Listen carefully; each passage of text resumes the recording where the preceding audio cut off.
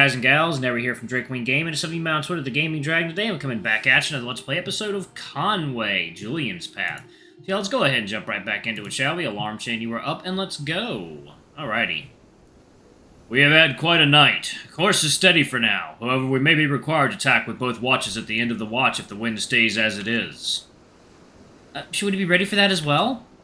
Naturally. You can pull a sheet, or am I mistaken? Julian needs a second before he manages to answer. I can indeed, sir. There you go. If you can do it the same rhythm as the others, then there's nothing standing between you and a successful career, boy. With an exasperated sigh, he turns away from you and back to Samuel. Oh, goodness. Oh, God. It's like every video, every first video of the day, I sneeze twice. It's so weird. Okay. That is all for now, though. Samuel? The maned wolf takes a step forward. Yes, sir. You did well integrating them so far. You're free to keep them occupied as you see fit until someone requests a helping hand. That is all for now. Samuel straightens up and raises his hand in a brief salute to Arthur. Understood. One second, y'all. Gotta clear my nose. Okay. Understood. Arthur nods in return and leaves your group to its own devices. You turn to Julian once Arthur is out of earshot and whisper to the lizard. No. You alright? He nods and looks back at you. Used to it. They're always stuck up like that. Must be the power they feel they have. Yeah, easy to become an ass. Alright, you heard him. Not much excitement today, so we might as well get the annoying part out of the way while we can. It's swabbing, isn't it? Sure is. Nobody wants to do it while in port. Everyone's busy using their time on land and then unloading and loading the ship. Usually it's one of the first things we need to do after we leave. And as the new guys, it shouldn't come as too much of a surprise that you are prime targets for it. And by extension, me as well, I guess. Apologies. I'll gladly take some booze if you want to make it up to me. Noted. Samuel already prepares what you will need with several holy stones and a few buckets of salt water at the ready. He hands them out to each of you as your group makes its way up to the front of the ship to get started. Not the worst thing to start the day with, Wolf says and tosses the piece of sandstone in the air as he walks up the steps of the forecastle. I'm still not quite feeling awake yet, so this is probably the extent of what I can deal with for now. With the first bucket being emptied, you begin your work. Your first real day. You're sure that it'll become a chore soon enough, but for now, the sheer novelty of it makes it enjoyable. Simply spending time with the new people you've met. Each new slide of the sandstone pushes a small wave of the salt water in front of it, and the water quickly begins to soak into the fabric around your knees. At first you try to avoid it and squat down on your paws, but eventually you just give in when it becomes too uncomfortable a position to scrub in. Samuel goes for the next bucket of water, his body nothing but a silhouette in your view against the bright sunlight. He empties it low to the deck and wets the next part of the deck for you, sending the water in a small wave across the wooden floor. Wolf finds himself right in the way of perhaps too strong a swing of the bucket. He tries to jump aside to avoid getting his breeches too drenched by it. You wouldn't exactly call his hop athletic, but he does successfully avoid the water. Oh, coffee time.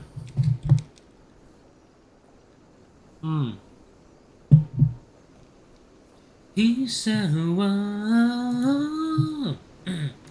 if it does send him tumbling backwards right onto his backside, his fall is accompanied by a sound very unlike that made by a soft, fleshy creature when it hits the deck.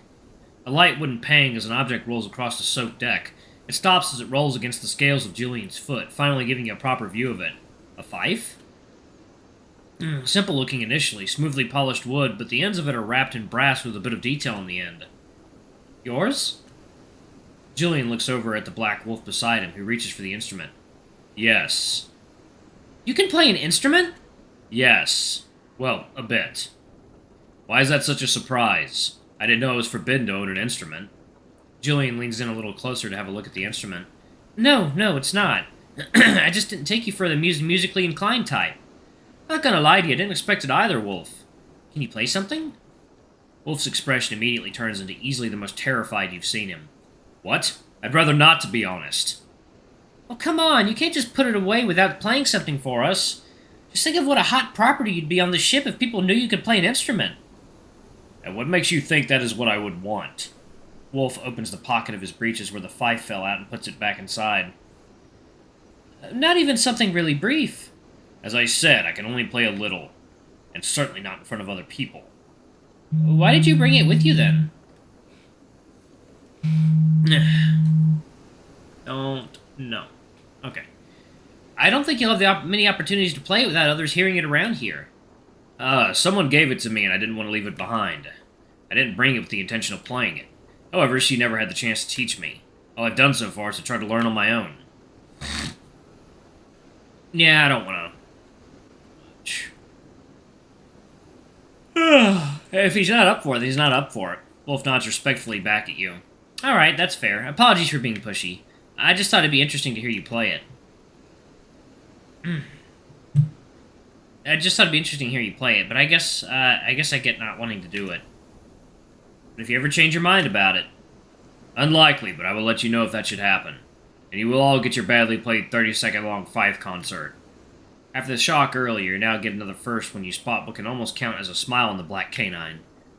Yet just a moment later, he visibly tries to straighten his expression again. It's gonna be a great 30 seconds, I'm sure. I've never touched an instrument in my life, so anyone who can play anything just appears like magic to me. Like, never even touched one? Nope, never. Have you? Of course, the fife too, actually. It's small enough to hide, which comes in handy.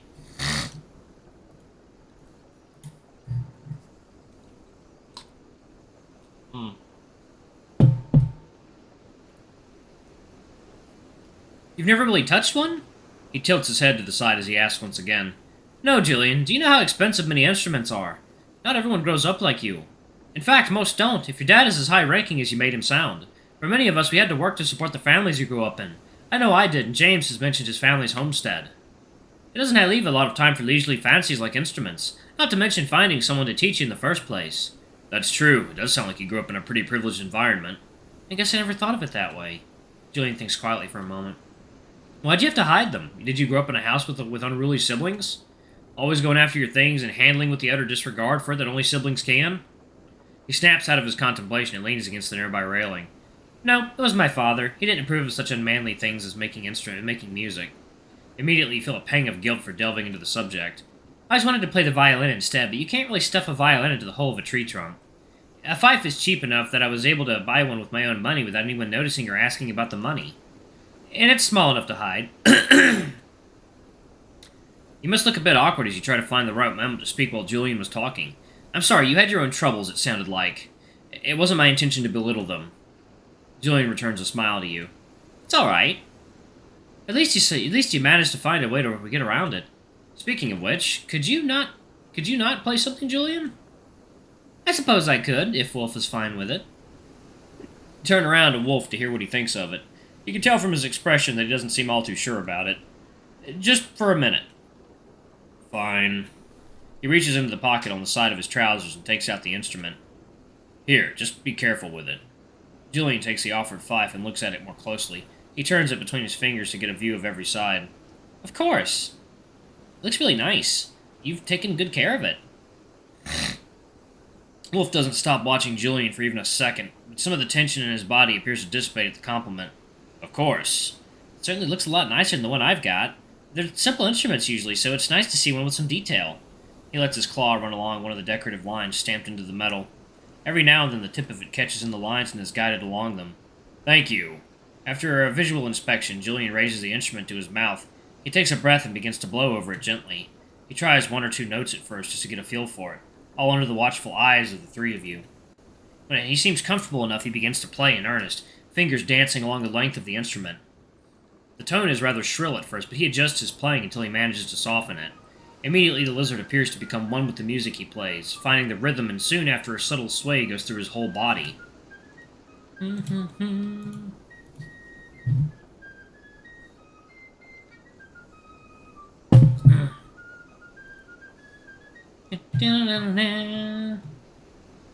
don't recognize the music he plays, but it was more a simple piece. Something rather easy on the ear. Samuel catches your eyes and nods respectfully. Apparently someone else who was quite impressed with some of the tricks Julian has hidden away. As promised, though, he stops again after playing for a little while and hands the fife back to Wolf. Not bad! Not bad at all! Thank you. I agree, it sounded great. And Julian laughs, trying to play down just how much he appears to drink in the praise leveled at his playing. Thank you, it's a silly marching song, but it's what you hear the most when you live in a fort. So I learned to play it after hearing it over and over again. You are certainly ahead of what I'm able to do. Ah, does that matter? The fact that you learn it all is what counts, Julian says, probably finding the first non-confrontational words he's ever said to Wolf. Especially if you have no one to teach you. Are you sure you don't want to play something? Wolf still holds on to the instrument, must have been thinking about it for a moment, but decides to stash it away again.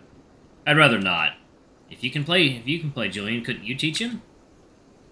Wolf's ears snap in your direction, and once again the anxiety from earlier returns across his features. If he's never had some... What? No! You probably could. What? Why not? You're going to have a lot of time to fill. So why not fill it with this? His eyebrows furrow and he hesitates for a moment. I think you're overestimating how much you would enjoy spending time with him. Or rather, enduring time with him.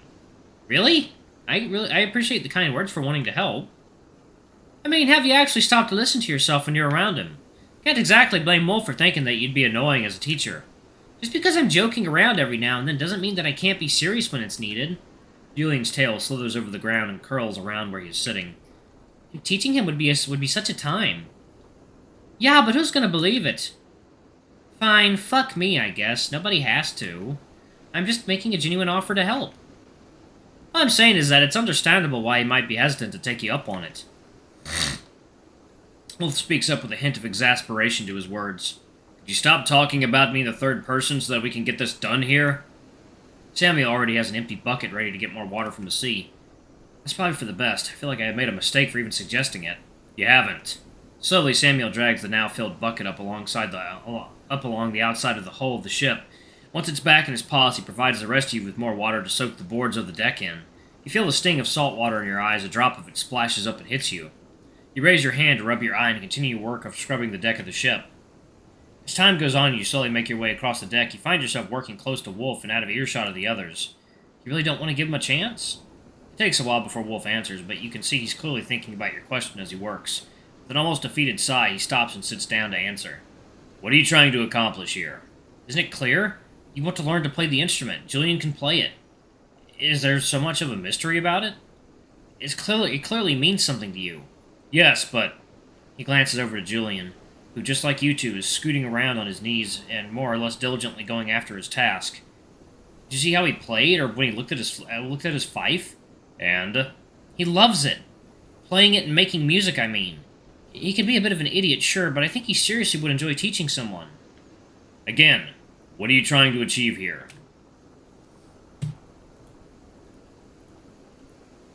What are you afraid to lose? The black canine remains silent and looks over to Julian once more.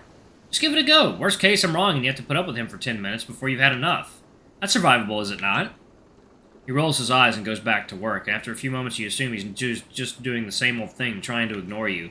But on closer inspection, you notice he looks rather deep in thought again. Maybe I could. Just don't make it a habit of trying to convince me, alright? You smile warmly and your tail flicks a little more animatedly behind you. Only when I think it's a good idea. Or did I try to push you to play it? Just what I feared. You're starting to assume you know what's best for me.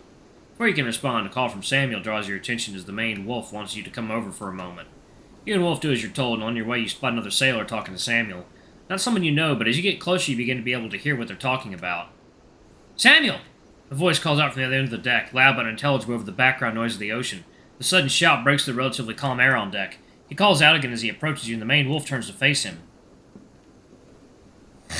Alright, y'all, I'm actually going to pause it right there. Thank you all so much for watching. Don't forget to like, comment, subscribe, ring that notification bell, and check out our Patreon if you can. It always helps. Before I go, I'm going to give a quick shout out to our lovely bronze tier patrons. Thank you all for all I do for the channel. We greatly appreciate your support. Thank you to our silver tier patron, Cade Silverman. Thank you a bit above and beyond. It's greatly appreciated. Thanks to our 2 gold tier patrons, Zeke and Toby. Y'all are awesome. We love you. Thank you for subbing to Ultimate Tiers. Anyway, if any of you want to get your names in the credits, get access to all of our not safe for work contents as little as $5. Alrighty, I love you all, and I'll see you on the next video. Bye-bye!